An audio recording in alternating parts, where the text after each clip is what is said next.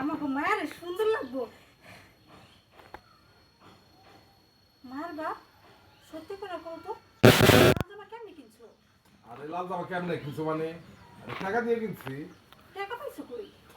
পুরুষ মানুষ টাকা পায় কই? টাকা ইনকাম করে, আমি ইনকাম করছি। আমি একটা বেশি বুঝলাম না, এতদিন পরে আমার মায়ের লাগে একটা লাল জামা কিনা নিয়ে এলাম, আর তুমি আমার উল্টা পাল্টা প্রশ্ন জিজ্ঞাসা।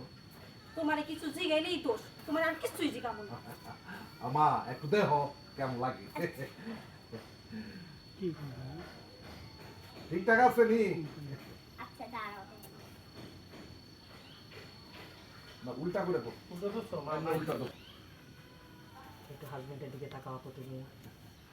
তার হাসিতে একটু রহস্য আছে, আবার মেয়ের দিক থেকে একটু হালকা মিষ্টি হাসি। আব্বা, হ্যাঁ জামা তো আমার ছোট হয়। তো কি জামা ছোট হয় মানে তো? আর কই ছোট হয়? আর দেখ বাপ, পড়লে নতুন নতুন তো একটু পড়তে পড়তে ঠিক হয়ে যাবো গা। কিছুদিন পর দেখবে এটা ফিটিং হয়ে গেছে।